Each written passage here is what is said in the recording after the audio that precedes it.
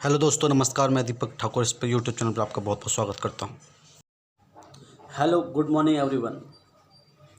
एक बार की बात है, अफ्रीका के एक गांव में एक किसान रहता था जिसका नाम हाफिज़ था। हाफिज़ अपनी पूरी ज़िंदगी से खुश और संतुष्ट था। ऐसे कह लीजिए, संतुष्ट था इसलिए खुश था।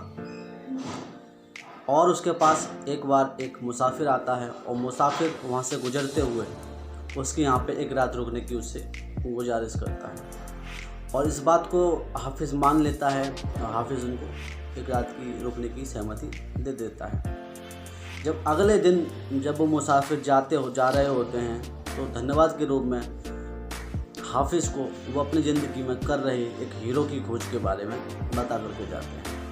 वो उसे बताते हैं, हाफिज़ अगर तेरे पास में अंगूठी जैसा है, अंगूठी जितना अगर हीरा होगा तो तू पूरा एक शहर खरीद सकता है। अगर मुट्ठी बराबर तेरे पास में हीरा है तो पूरा एक देश खरीद सकता है।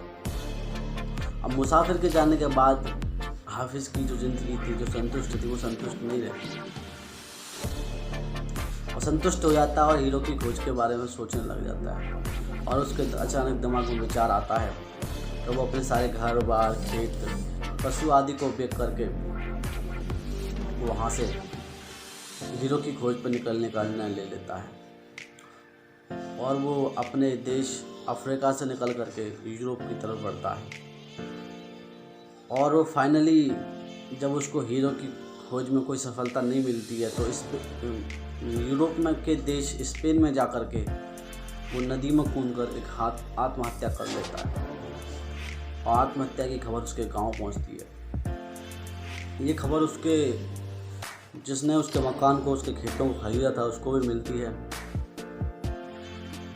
उसके बाद में क्या होता है कि एक बार वो व्यक्ति जिसने उसका खेत खरीदा होता है वो अपने ऊँट को लेकर के खेतों की तरफ जाता है घास खिलाने के लिए, चराने के लिए। वो वहाँ देखता है कि खेतों में से निकल रही नदी में एक बहुत ही चमकता हुआ, एक बहुत ही शानदार सुंदर सा उसको एक पत्थर नज़र आता है। उस पत्थर को वहाँ से उसको देखता है कि कई पत्थर होते हैं, वहाँ से उन पत्थरों को उठा करके वो घर चला आता है और उनको सुंदर लगने के कारण उन्हें अपनी अलमारी में सजा देता है। कुछ समय बाद, कुछ दिनों बाद होता ये है कि वही मुसाफिर वहाँ से फिर गुजर रहे होते हैं और उनके दरवाजे पे खड़े होकर के कहते हैं, क्या मेरी मुलाकात हाफिज़ से हो सकती है? जिसने उनका मकान खरीदा होता है वो उनको बताता है कि हाफिज़ तो कुछ समय पहले हीरो की खोज पे निकला था और उसने स्पेन में जाकर के आत्महत्या कर ली है। इससे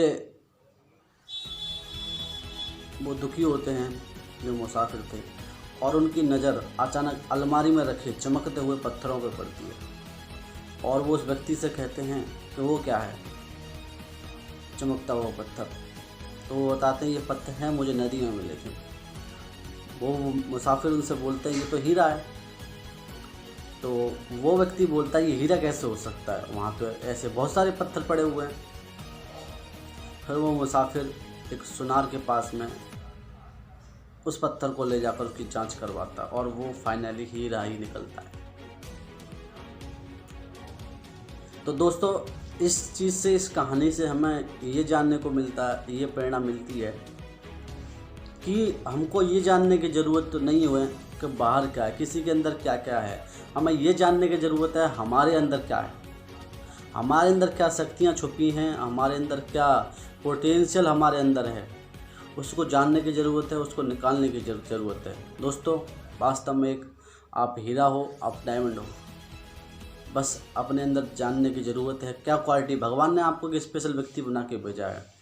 दुनिया में भगवान ने आपके जैसा कोई दूसरा व्यक्ति नहीं बनाया है। दोस्त, हमें अपने अंदर देखना है कि हमारे अंदर क्या चीज़ है, हमारे अंदर क्या छुपी है।